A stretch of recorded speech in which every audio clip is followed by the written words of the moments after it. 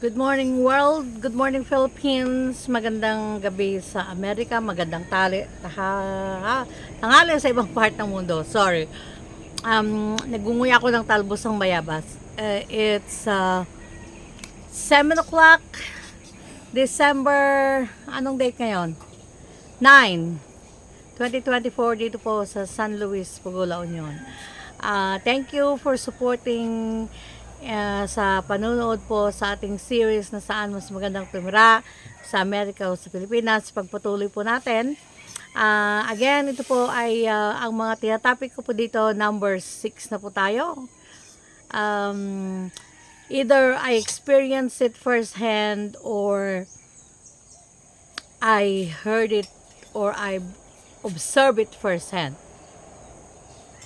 I respect everybody's opinion and maraming salamat sa mga nagko-contribute ng kanilang mga ideas about these things sa mga experience natin sa paninirahan sa Amerika at saka kumpara sa Pilipinas. Sinasabi ng iba na bakit pinagkukumpara, dapat pagkumparahin ang first world country, dapat sabi ng isa na nag-comment, pag USA dapat ikumpara mo kung paano tumira sa Spain. Hindi naman po kasi yun ang topic. Ang topic po natin is tayong mga Pilipino, saan natin mas gustong tumira or ano yung mas kagandahan kapag ikay naninirahan sa Amerika kumpara sa Pilipinas bilang isang Pilipino. Yun po kasi. At pagpatuloy po natin ang isa sa mga topic na naisip ko na i-discuss natin is all about domestic violence.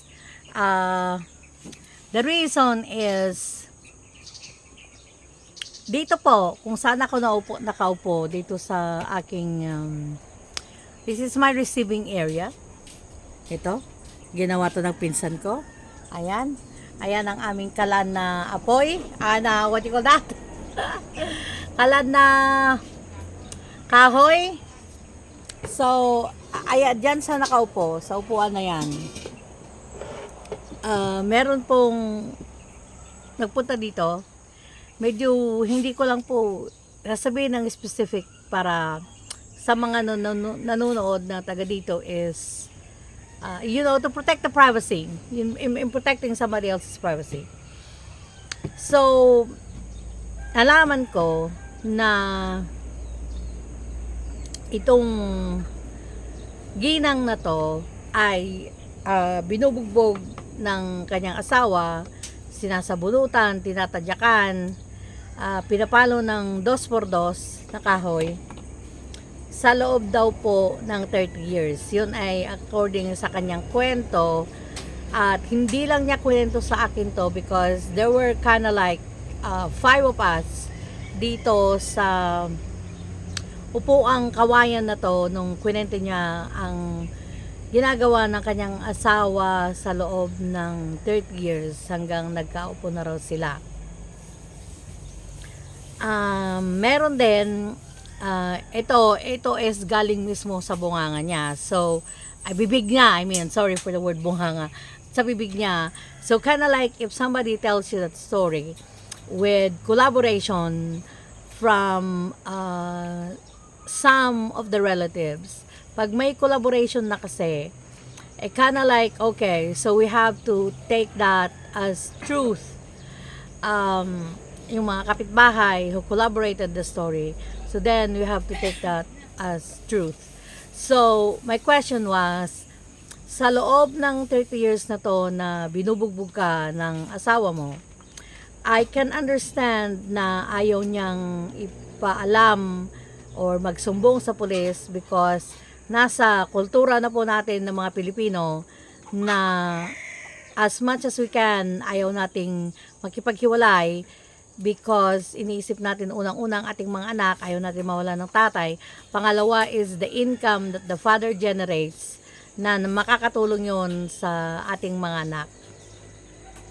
Pangatlo is the stigma na mawawalan ka ng asawa. That's another thing. Maraming mga factors kung bakit ang mga babae is nanatili sa relasyon na maabusong relasyon, and it really saddens me, no? Nakakasakit sa damdamin bilang isang babae na ang ginang or ang nanay ng iyong mga anak is napakadali na pagbuhatan mo ng kamay, sabunutan, tadyakan, kumuha ng kahoy at para ipalo. At ang ang reason na sabi niya is that is because seloso siya. So, it doesn't matter whatever the reason na rason. Walang dapat na rason para bugbugin mo or saktan mo ang iyong asawa. Dahil kung hindi mo matiis ang kanyang ugali, mas maganda na lang na iwan mo siya kesa yung saktan mo. But anyway, so that was the story of this one lady na first hand ko na narinig. And the question is, aside from bakit hindi mo iniwan, the next question is, wala po ba sa mga kapitbahay nyo ang umawat or nagsumbong sa kinakaukulan, or even the barangay officials didn't hindi nakialam. So again, the thing is that ang mga kultura nating mga Pilipino, kung may away mag-asawa, inahayaan natin. So that's another part of our kultura na hindi masyadong maganda, dahil kung nagkakapit-sikalan na, I believe na dapat na po tayong makialam, dapat na po siguro nating awatin, at kung hindi po natin kaya, tawagin po dapat natin ang mga barangay, ano, para ang mga barangay officials sila ang pwedeng mang-awat sa asawa na nambubugbog ng kanyang asawa. Marami pong factors ang affected dito. Hindi lang yung asawang babae, kung hindi pati yung mga anak na nakakapanood kung paano binubugbog ang isang asawa, is lumalaki ang mga to na merong galit sa puso sa kung sino man ang nambubugbog, lalo na pag ina nilang binubugbog ng kanilang tatay, magiging lalayo ang loob nila sa tatay nila, maaring mangyari yon.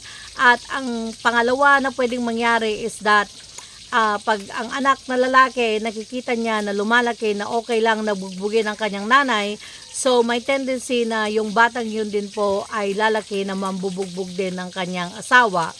At ang mga babae naman na asawa is kapag bubugbugin siya ng kanyang asawa later on, akala is normal. Hindi po normal ang domestic violence. Meron po yan kinalalagyan sa kulungan. Meron po tayong batas na violence against children and women dito sa Pilipinas. Hindi lang yun pagpalagay mo na walang batas, pero that is an innate. Isa po yun na yung konsensya na siya ang yung maging gabay na hindi dapat sinasaktan ang asawa o partner, no? And kaya ko ito diniscuss is ikumpara po natin to sa Amerika, na again, Amerika ang tinutukoy ko kasi doon po ako nakatira. Hindi po ako pwedeng gumamit ng ibang bansa na wala po akong experience or first-hand experience or witnessed, no? Sa ibang bansa, sa Amerika, kapag ito is isa sa mga nag-work sa akin dati na certified nurse assistant. At kaya again, like I said, it's a first-hand witness or experience, or was told to me, is that sinabi niya na pag nung binugbog siya ng asawa niya, she actually went to the hotel and dinampot ang asawa niya. I mean, ran to the police and dinampot ang kanyang asawa. At doon, pag may mga nangyayaring kaguluhan na ganoon sa, let's say for example, katabing apartment mo, at maririnig yung mga commotion na yon, mga kapitbahay ang tatawag ng pulis. So, ang nangyari kasi, okay lang sana kung, it's not okay, I mean erase that.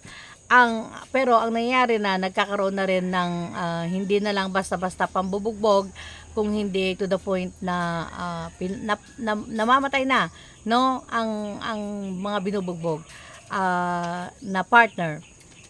So, dumarating na sa pagkakataon na yon. Ito hindi ako nag-advise, hindi ako nagsasuggest. Pero ito lang po ang sasabihin ko. Hindi po maganda na tayo ay manatili sa isang relasyon na mapang-abuso, lalo na wag niyong isipin ng inyong mga anak at sinasabi na, naawa ko sa mga anak ko. Mas kawawa ang inyong mga anak na lumalaki po sa mapang-abusong relasyon. Isa pa. And then, dami kasi, may mga nagsabi din sa akin kung paano sila binugbog, hinabol ng itak ng kanilang mga asawa, at iniwan ang kanilang mga anak, tumakbo, at lumaki yung mga anak na walang nanay, at nanatili sa mapang-abusong tatay. So, marami pong mga nag-story sa akin ng mga yon. Hindi lang dito sa amin, kung hindi sa ibang mga panig ng Pilipinas na nakakausap ko sa aming pag-Facebook live dati, no? At kung nandun, nakadocument during our first Facebook live ang mga sinasabi, ang mga kwento ng mga babae na dumaan sa mga matinding mapang-abusong relasyon. At nakakasad na dito sa ating bansa sa Pilipinas is number one ang family unit, pero marami palang nangyayaring mga mapang-abusong relasyon. Hindi ko alam, pero kung minsan na masagi ko lang ang aking kamay sa ano kung tawag doon, ano ko lang sa isang wall, is masakit na. Imagine how much more kung yung kamao ang sumusuntok sa iyo, or palad na sumasampal sa iyo or sumasabunot sa iyo. Yun na nga lang, nag-ayos ka ng buhok, and then tatanggalin mo yung nilagay mo na what do you call this, na tali ng buhok. Ang sakit-sakit na pag tinatanggal ko yung tali ng buhok ko. Like, how much more kung ikaw ay sinasabunutan ng yung asawa. Like, I cannot imagine what women are going through sa domestic violence na to. Pero again, like I said, the difference is that sa Amerika, kung marinig ng kapitbahay mo na ikaw ay binubugbog, tatawag sila ng pulis at dadamputin ang iyong asawa. Magkakaroon ng welfare check na tinatawag.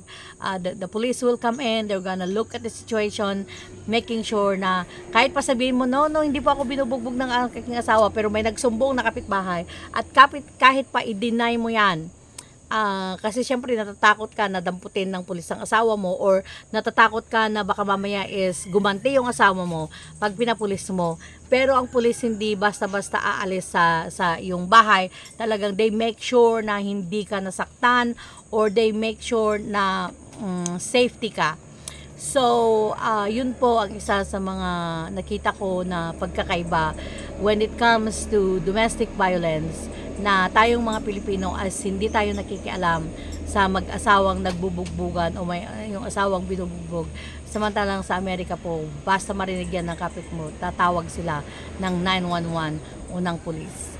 Kaya dito po nagtatapos ang ating usapin tungkol sa domestic violence. Marami po sana, kaya lang we're already 14 minutes.